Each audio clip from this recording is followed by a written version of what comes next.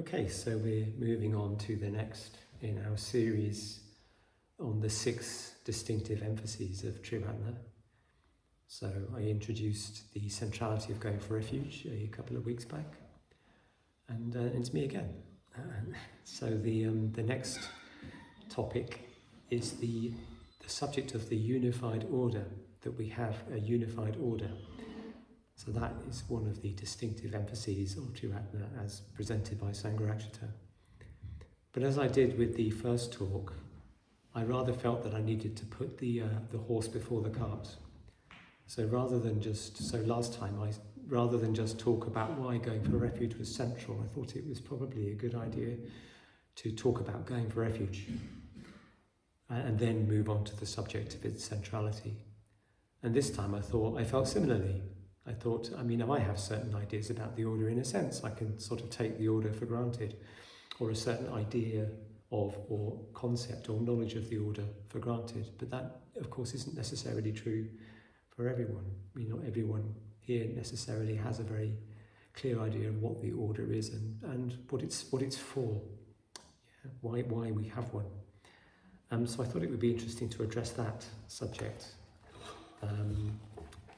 And then talk a little bit about the unified aspect, which in a way, as with the centrality of going for refuge, can be quite quickly sorted in context, but bear with me, we'll get to that point. So I do have to say that the order is very dear to my heart. I've been a member of the order for 24 years, so that's most of a really good chunk of my adult life.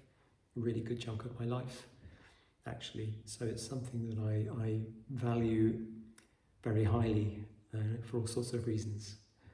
And preparing this kind of made me look at what it is about the order that I find so sort of special, that I find so valuable. So I've been thinking about it, and I thought maybe I would share my thoughts with you on the subject. And hopefully there'll be some time for us to have a conversation. There aren't very many of us, so it can be fairly spontaneous. So we can talk about the order afterwards. Yeah, so just to sort of put the order into its historical context, most people, again, know this, but not everybody perhaps. So the founding of the order came about after the founding of the Friends of the Western Buddhist Order. So first of all, there was the Friends of the Western Buddhist Order, but without a Western Buddhist Order to be friends of. And then there was the Western Buddhist Order that was founded a year later. So the Friends came in 1967 and the Order was founded in 1968 with the first 12 ordinations. And Bhante Sangharakshita had his reasons for doing things that way. I suppose there needed to be a structure in place to receive the order, as it were, for the order to arise out of. So that was why he founded the FWBO before the WBO, so that the order didn't arise in a vacuum, I suppose. And you'll remember when he came back to England, he'd been invited back to England, back to mediate, basically, between the two main Buddhist traditions. So between the Buddhist Society and the English Sangha Trust, which were at loggerheads. So on the one hand, you had a society, I referred to this in my previous talk, but I'll recap it quickly because it's still relevant.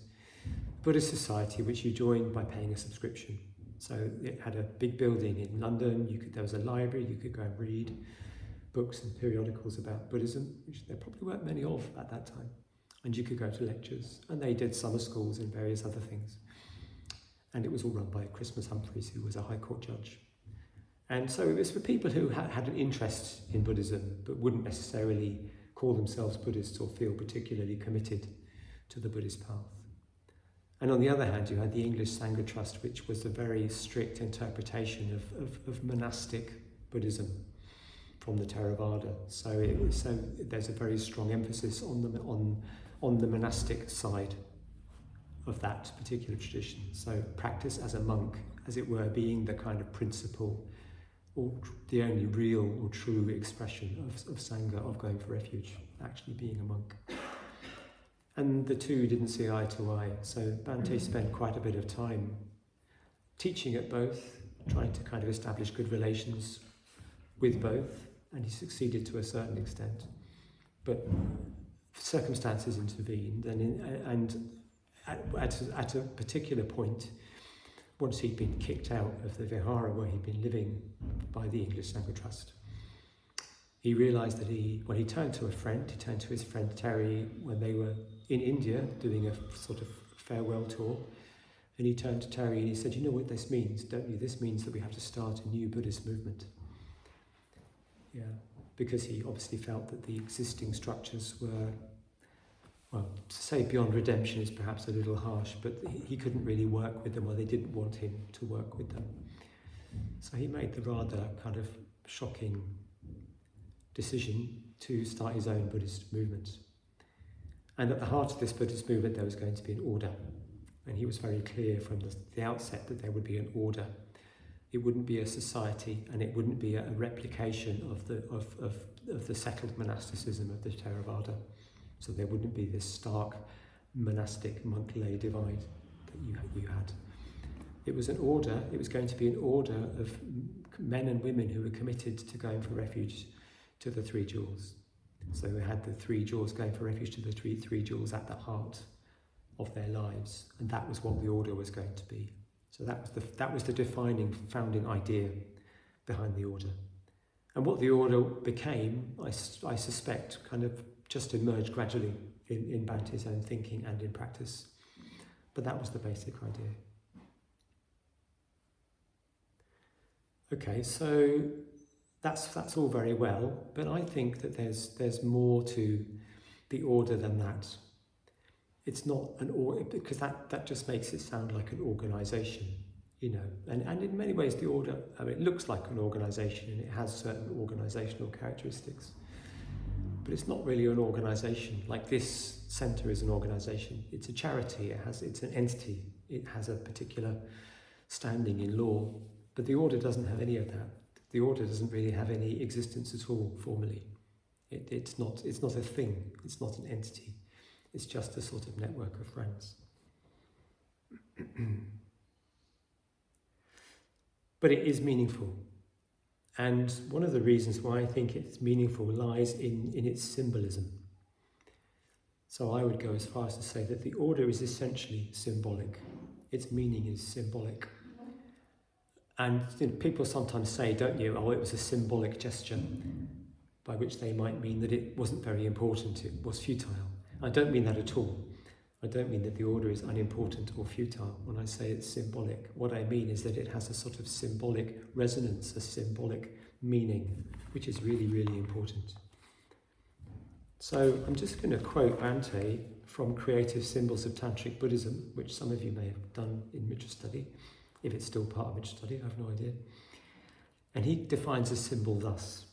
He says, a symbol is an object seen or felt or experienced as possessing a heightened significance that cannot be reduced to words or concepts. So I'll repeat that. A symbol is an object seen or felt or experienced as possessing a heightened significance that cannot be reduced to words or concepts. Yeah. So a symbol is something that points, as it were, to higher meaning, to higher value, to something beyond itself, which is somehow other than itself. And we as human beings, we have a kind of, our kind of relationship with symbolism is in a sense what makes us human. Yeah, it's our relationship with things which are above and beyond the immediate world of the senses. It's our relationship with ideas, with ideals even, with the imagination, with things that we can't necessarily immediately touch, taste, see, feel or hear. Yeah? So symbolism is really important. And we have lots and lots of symbolism in our lives. There are lots of symbolic things that we do in our lives. I mean, take marriage, for instance. So there's lots of symbolism around marriage. There's the sort of wedding rings. So the ring is a thing, it's an object in the world, but it's more than just an ornament, it's more than just a sort of, a decoration. It symbolises that binding act of union between two people.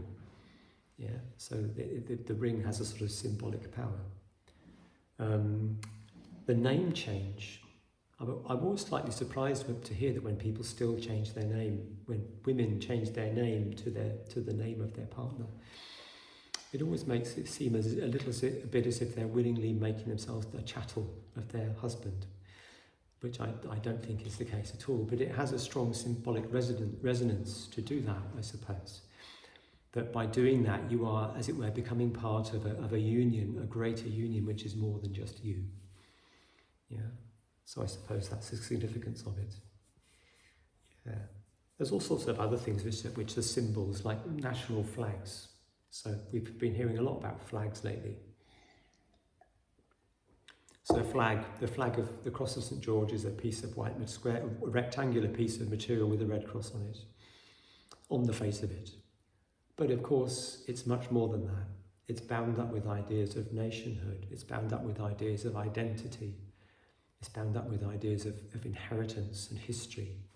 And it's an incredibly potent symbol for better or for worse.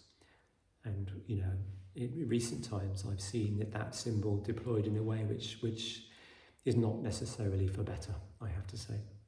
But there are times when I felt stirred by the flag, and I felt stirred by the singing of Jerusalem at the start of a cricket match. Not because I believe in that Christ trod the green grass of England or anything, but because there's a symbolic richness to it. There's a sense of belonging.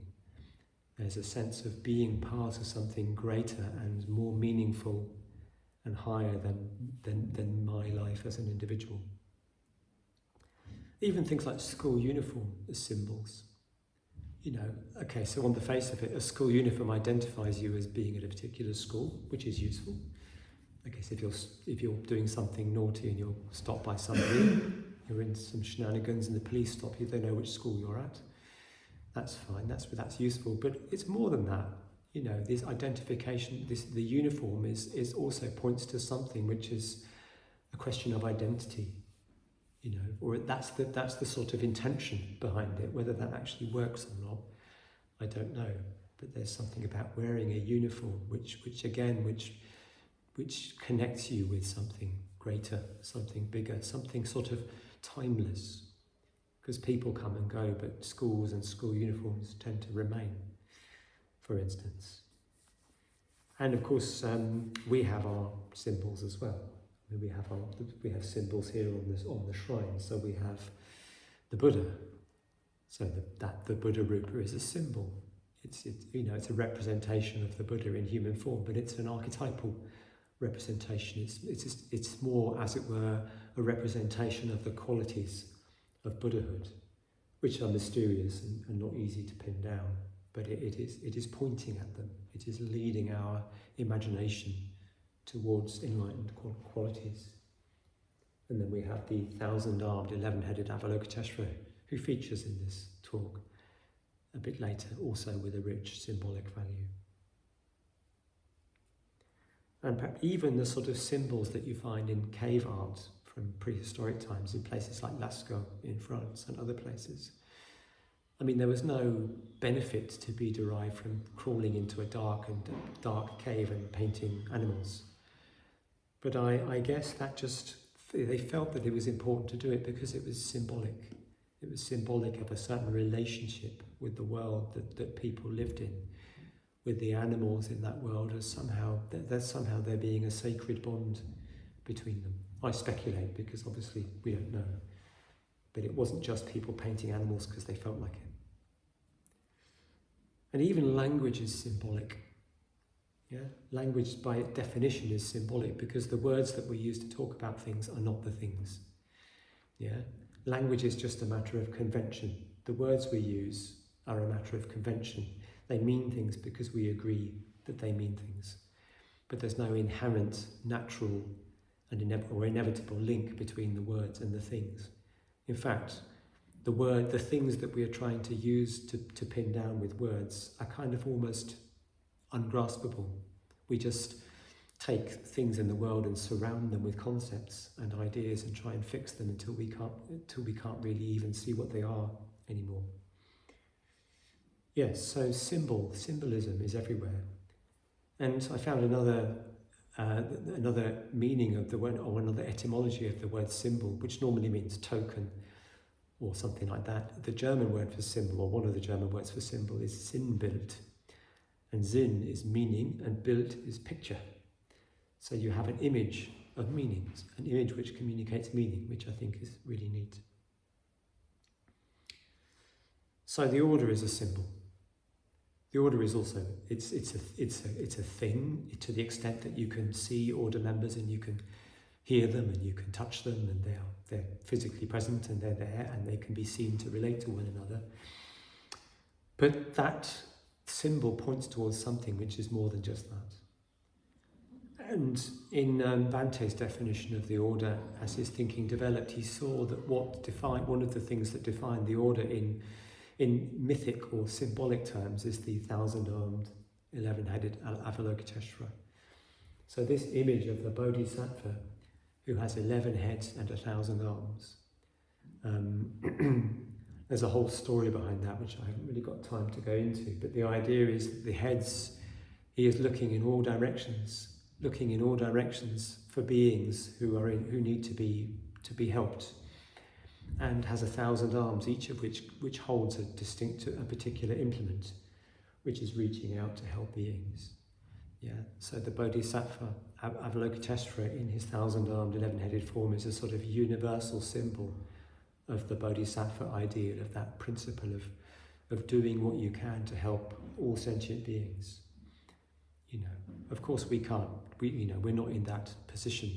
Yeah, we can't do that, but we can be, moved and inspired, I think, by such images. And Bhante said, well, that's what the order is. In its higher form, in its higher meaning, that's what the order is. The order is the 1,000-armed, 11-headed Avalokitesvara. And actually I was one of the cohort of order members that made up the 1,000. So when I got ordained, the order was just under 1,000, and our cohort brought it up to 1,000. So it was sort of quite neat. I think it's now nearer 3,000. So it doesn't quite map on one-to-one. But it felt like a sort of powerful, a powerful image, and it still does.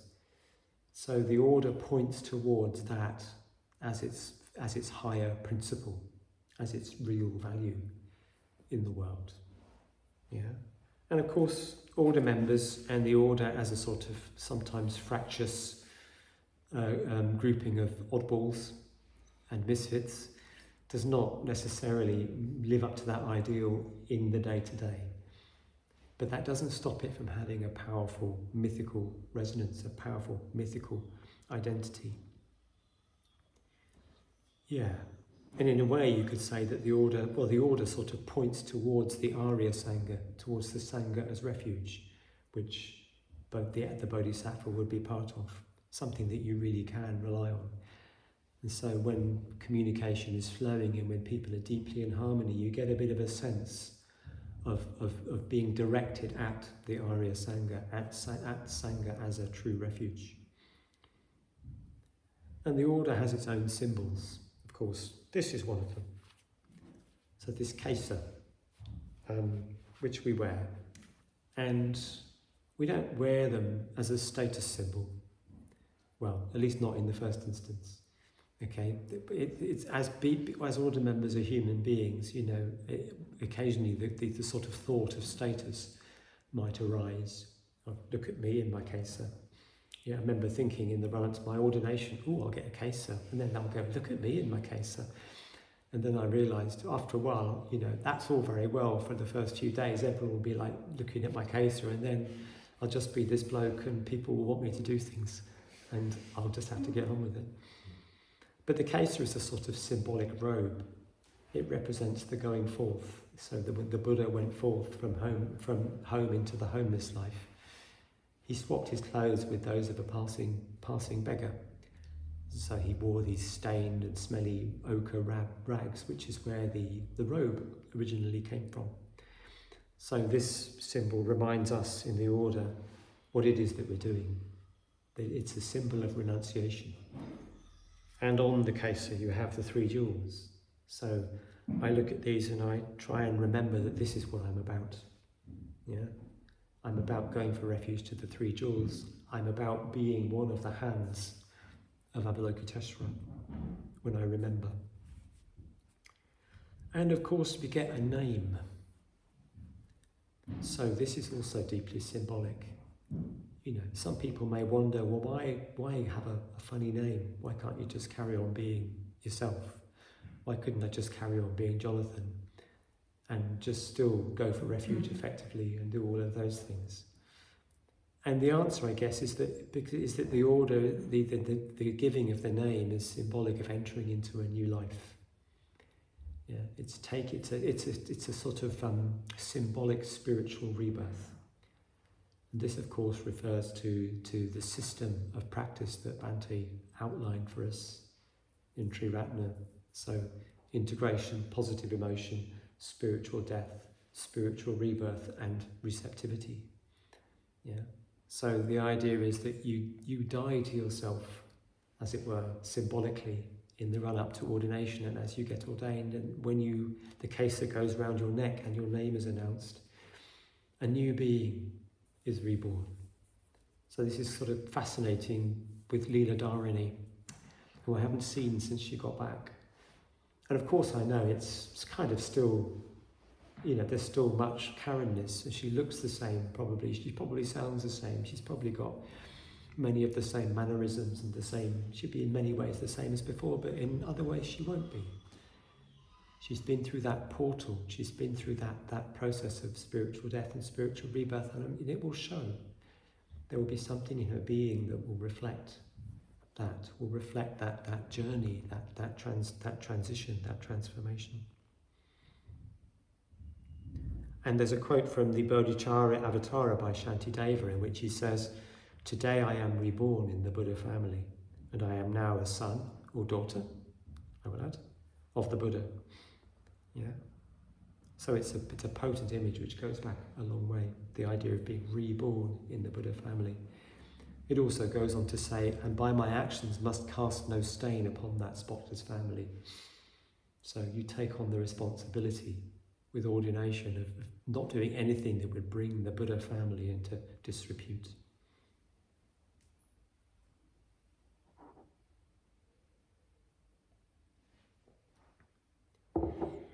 And there's something else about the order in terms of commitment. And Subhuti, in his talks about the order, his talks on the subject of what the order is that he gave in 1995, he basically says that something to the extent that commitment doesn't become fully real until it is ritually enacted. So there's something about going through that transformational process of going through that portal of being recognised by the order as effectively going for refuge and becoming an order member that is that enacts that commitment, that makes it real. Yes, so there's something to be said. Subhuti talks in those talks as well about the kind of emphasis in the modern age on the private. That if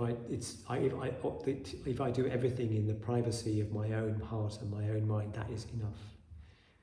But again, he wonders whether that's true. He questions that, whether things do need to be externally enacted for them to actually become real, for them to sort of, unfold their full meaning.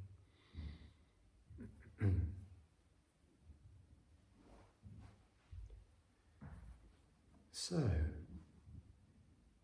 that's a few words about the order and its symbolism, and what it is for me makes it so important and valuable. I suppose I just wanted to sort of reflect a little bit about my own experience of being in the order.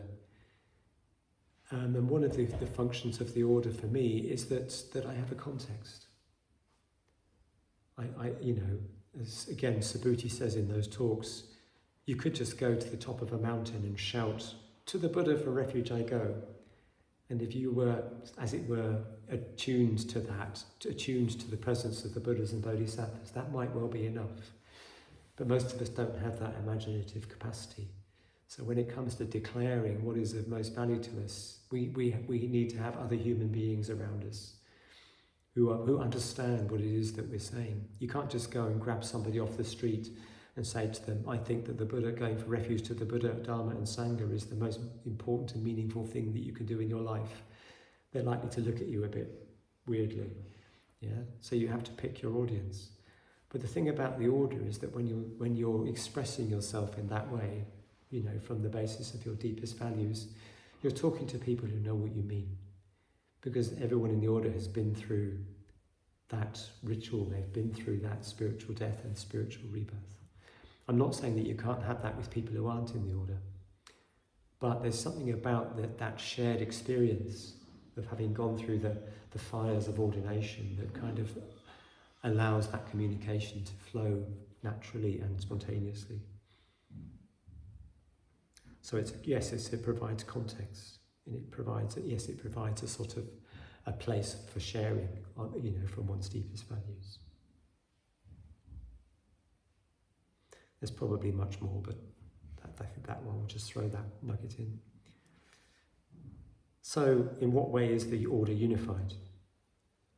Well, in a way, it's unified by the fact that there is a common ordination.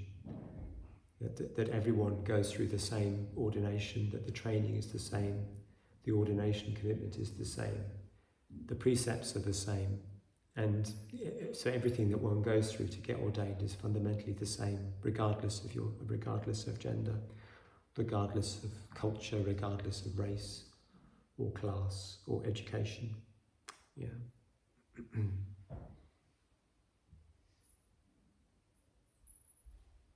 So it's unified by the fact that everyone within it is effectively going for refuge, at least at the point of ordination. So that means that everyone in the order has made a commitment, a lifelong commitment, to put the three jewels at the centre of their mandala, at the centre of their lives, and to arrange everything else in their lives around them.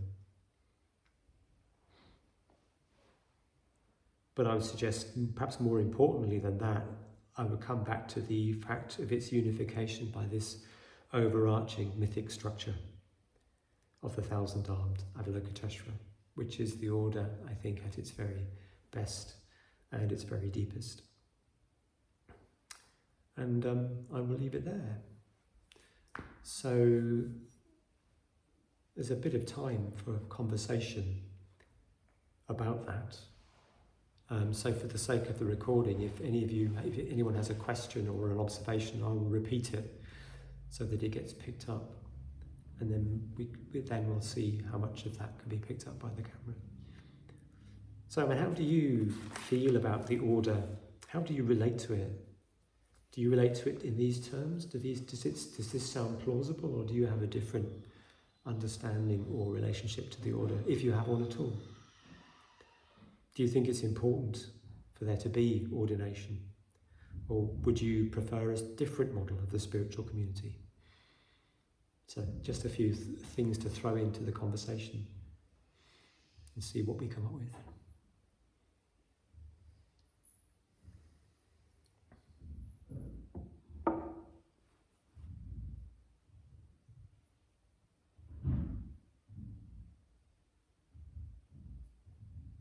Or the Aryan silence.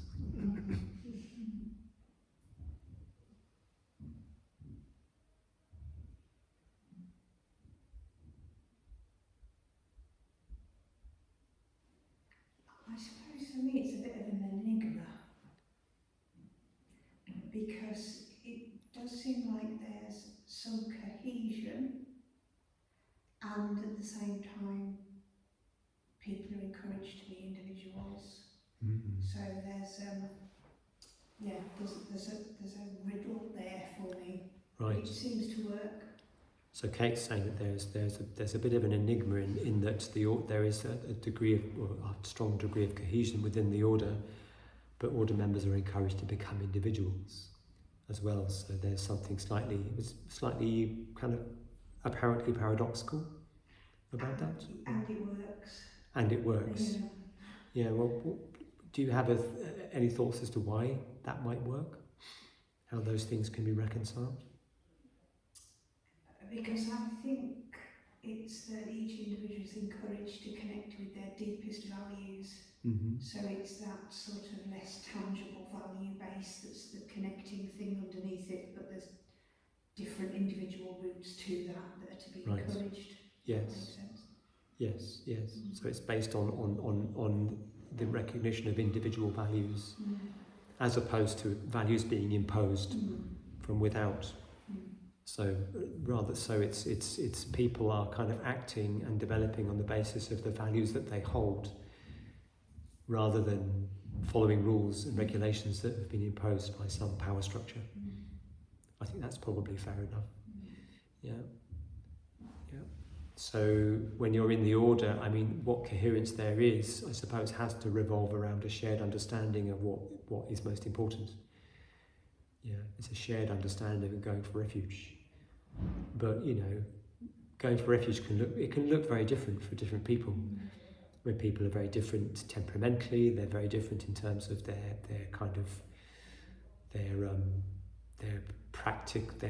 the way their practice manifests in the world. Some people paint, some people meditate, some people might sing. Some people take groups of men up Snowdon. Some people work, some people do accounts as a spiritual practice. So in a way, you can't kind of pin it down to a particular expression. So the cohesion has to be something which underpins all of those things, which is this. It's that somehow they're all expressing, the myth of Avalokitesvara. So they're all being their individual implements. But those arms of Avalokitesvara, they're all linked to a common body.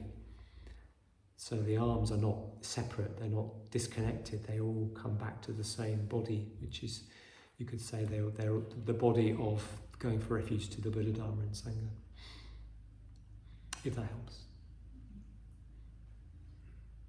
I was just reflecting on how when you see monastic sanghas in other traditions, they all wear the same robes, they all may shave their head, they may have a whole bunch of rules in the Vinaya and so on. So it's very clear that our order is not monastic in that sense. Yeah. You could look at it and think, well, it's just kind of free for all, with people walking around they've been through the process and they're walking around with a case on. But that clearly doesn't seem to be the case. It's almost like there's strength in diversity of the people within it. It's not, again, it's kind of echoing what Kate said, or what you just said about not a bunch of, you've got to sign up to this, and this. The only thing you really need to sign up to, if that's the right term, is to have the 3 jewels at the centre of your mandala. Yeah. The way that manifests, it can be very, very different from person to person. So whether it's unique, I don't know, but it seems, very different to what I've seen of monastic sanghas in other traditions. So Lee is making a comparison between monastic sanghas, so monastic ordination in other traditions, and our ordination, which doesn't have the trappings of robes and shaved heads. Although we did, when I got ordained, we wore robes and shaved our heads, most of us. I think everyone but one shaved their head, which is quite fun, particularly when it goes back to the velvety stage. And then you kind of like to stroke your head and it feels really nice. But you were saying that it isn't that which kind of unifies our order, because we're quite a disparate bunch, really. But I think, as you rightly say, it is, everything coalesces around the principles of going for refuge. Yeah, I mean, there is actually a thing called the order robe. Quite recently, so you can actually buy an order robe now, which is like a kind of blue kimono style thing with some quite nutty embroidery. For order members it's being suggested that people might wear them on ceremonial occasions or order weekends or convent conventions. But as you can imagine, it's not everyone's cup of tea. So there's been quite a conversation about whether we should kind of go for that measure of conformity. Yeah, but I'm glad you raised the monastic thing, because one important thing about the order, which was again part of Bante's definition, was that it's neither monastic nor lay. So going back to that monastic lay model. So the monastics were considered to be the only true Sangha in those traditions. And the lay people weren't really considered to be members of the Sangha at all. So their main function was to support the monks and to basically hope for a better rebirth through developing merit. Yeah. So the idea was there was this real split between the monastics and the lay.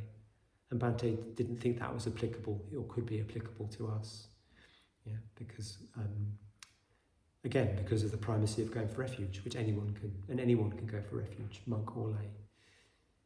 So he always said, we're not monastic because we're obviously not monastic, but neither are we lay in that sense. Yeah, I have to say these days the order looks more and more like a lay order to me, just by virtue of the way people live. But that's a particular definition of lay, you know, not the historical tradition, the Theravadan view of the lay just as there to look after the monks. But he concluded that those categories didn't really apply or couldn't really apply to us because of the centrality of going for refuge.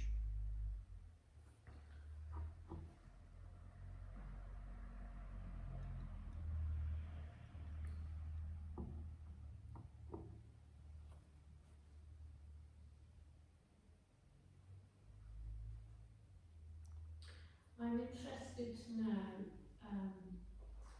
why in the earlier days it didn't seem to take as long to get ordained as what it does now. Okay, so Sue's question is why in the early days of the order it didn't take as long to get ordained as it now does.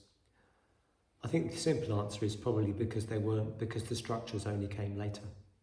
And because Sangharakshita was doing all the ordinations, at least in very early on.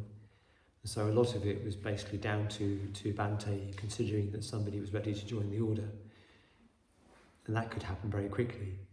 And sometimes you get a phone call from Bhante saying, do you want to come up to wherever you happen to be staying and next weekend and I'll ordain you. Yeah. So the whole thing was there wasn't a sort of structured ordination process because it was all very familiar and kind of intimate because Bhante knew everybody. And again, he was central to the whole ordination process.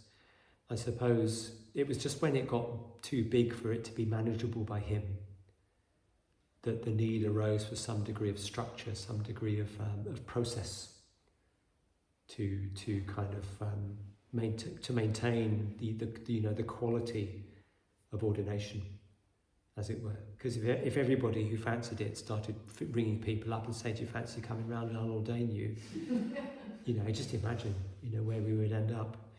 So I think it probably made sense at some point to put a structure in place to codify ordination without losing touch with the spirit of ordination, which is still, this centrality of going for refuge.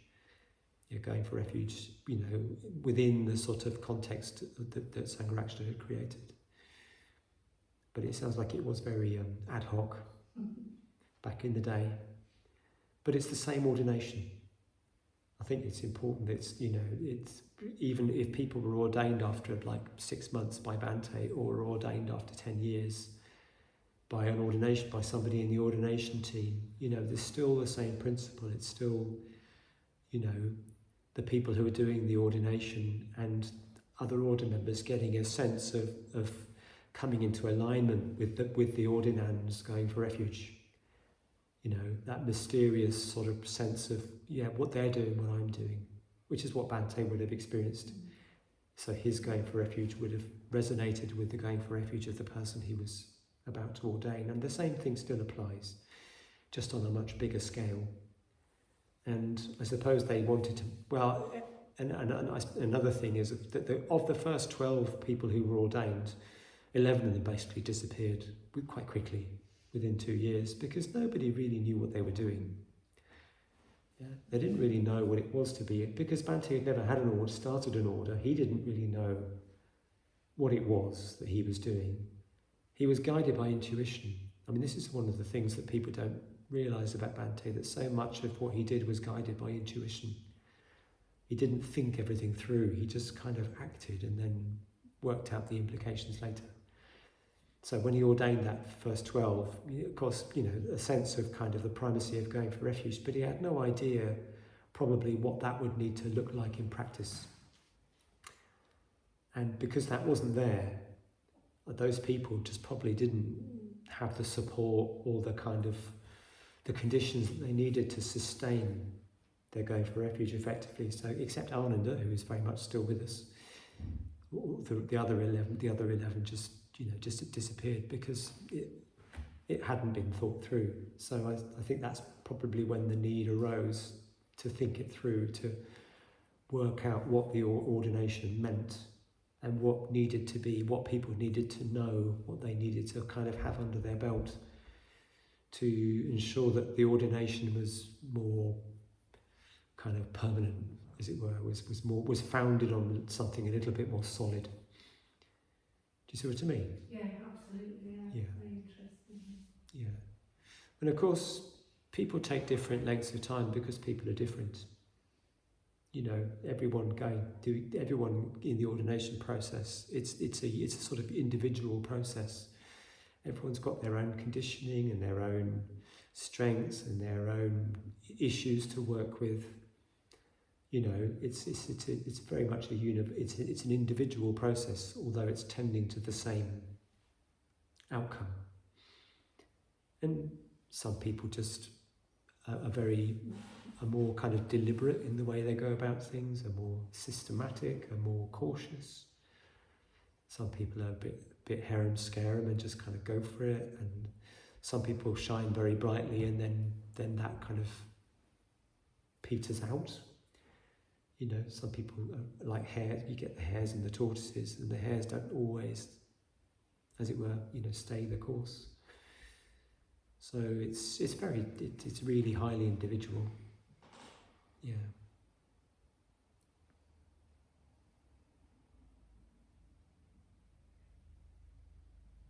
I want to go back to the idea of it being 12 originally. Do you think that number was deliberate? Because it feels a little bit New Testament. Oh, yes. So Kate was asking whether the decision to ordain 12 people in 1968 was kind of deliberate, and it sounds a bit like the 12 disciples. I suspect not. I suspect it just happened that way. And maybe Bhante thought it was a neat number. I don't know. I don't know what the history... It would be fascinating actually to know the history of all those individuals and what happened to them afterwards. As far as I'm aware, that story's never been told. And there's not much in Bhante's memoirs about who those people were. Some of them, crop up beforehand, but I'm not aware that there's much story behind them. But assuming that at least some of them are still alive, I kind of wonder what became of them. When I was working at Windhorse Trading, so this giftware business in Cambridge, if somebody came into our orbit, who I think they were running a business of some sort that was sort of related to ours, or there was some kind of, there was a business relationship, and it turned out that guy was one of the original people who'd been ordained. All of those years before, he couldn't even remember which name he'd been given. It was just that kind of like another life. But it was interesting that he kind of resurfaced. So you never know, you never know. Of course, you never know what effect that ordination had or possibly continues to have on those people.